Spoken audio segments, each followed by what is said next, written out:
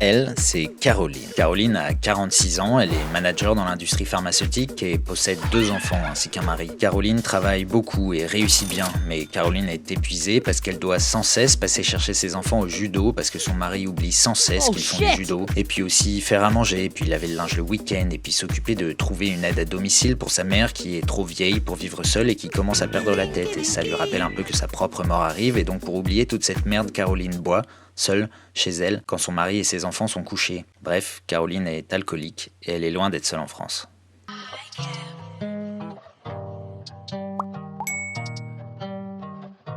S'il existe un endroit en France où les inégalités hommes-femmes semblent se réduire, c'est bien dans les bars.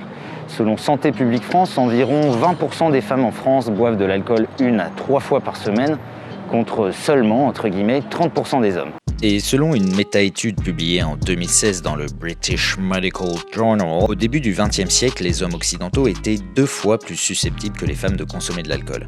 Alors qu'aujourd'hui, un homme né dans les années 90 est seulement 1 fois plus susceptible qu'une femme de consommer de l'alcool. En un siècle, l'écart s'est donc fortement réduit. Donc c'est super, on a enfin trouvé un domaine où on n'a pas besoin de loi pour atteindre la parité. Sauf que parmi ces femmes, il y en a un certain nombre, entre 500 000 et 1,5 million selon les estimations, qui sont considérées comme malades alcooliques. Et ça, c'est beaucoup moins super, car les femmes n'ont pas du tout les mêmes armes que les hommes pour lutter contre l'alcoolisme. C'est ce que nous explique Elsa Taschini, une psychologue spécialisée dans l'alcoolisme féminin qui a fait sa thèse sur ce sujet. Les femmes et les hommes n'ont pas les mêmes capacités à synthétiser l'alcool, c'est-à-dire que par exemple, à poids et dose égale, donc un homme et une femme qui feraient le même poids et qui boiraient la même quantité d'alcool, la femme se retrouve avec un taux d'alcoolémie 1,2 fois plus important que les hommes. Cette plus grande sensibilité hépatique explique notamment le fait qu'à dose égale, les femmes ont plus de risques que les hommes de développer des démences comme Alzheimer par exemple,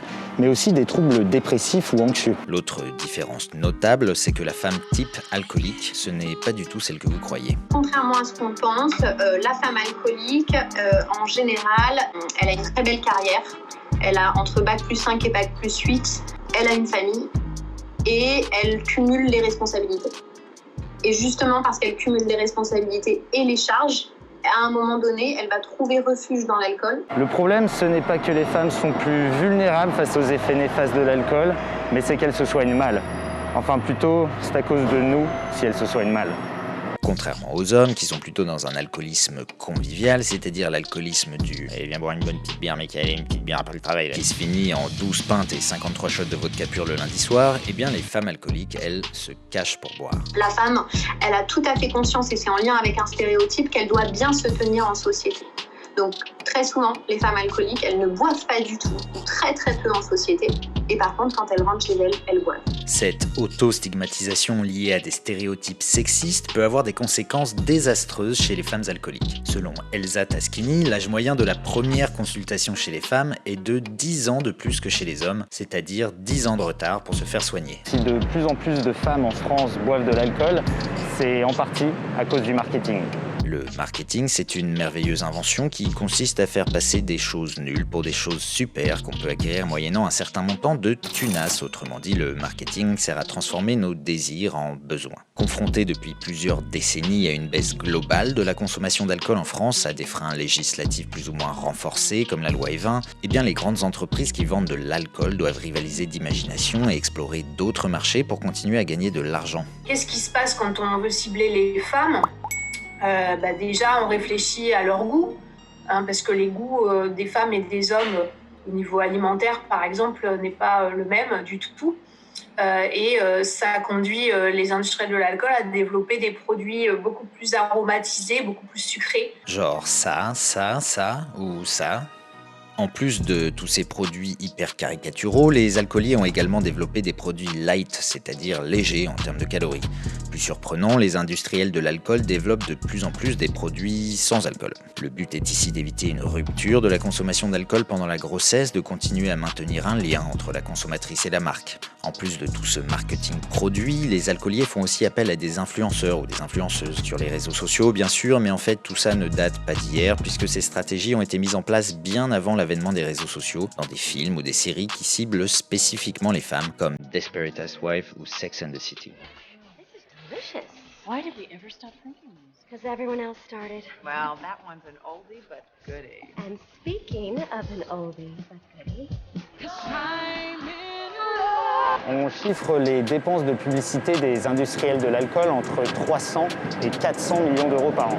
Mais cette offensive marketing a un autre coût, beaucoup plus important celui-ci, 120 milliards d'euros. 120 milliards d'euros, c'est le coût social de l'alcool en France. Donc, il est similaire au coût social du tabac, c'est-à-dire c'est ce que coûte la consommation actuelle d'alcool en France. Ce coût social englobe toutes les dépenses qui sont liées à la consommation d'alcool, les hospitalisations, les comas éthyliques, les traitements pour cirrhose du foie, les conséquences sociales que l'alcool peut entraîner au niveau de la perte d'emploi, etc.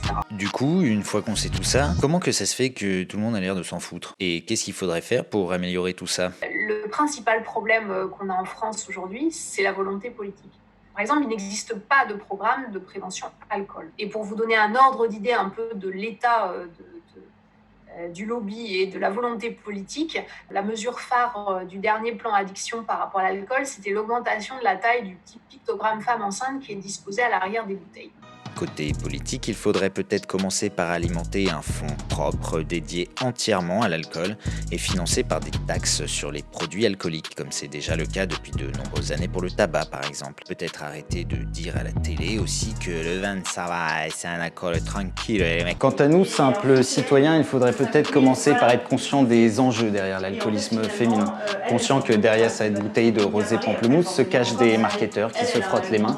Être conscient enfin que parler de la maladie alcoolique chez les femmes, sans tabou, participera peut-être à désacraliser les stéréotypes qui l'alimentent, à en améliorer la prise en charge et la prévention. Santé! Santé!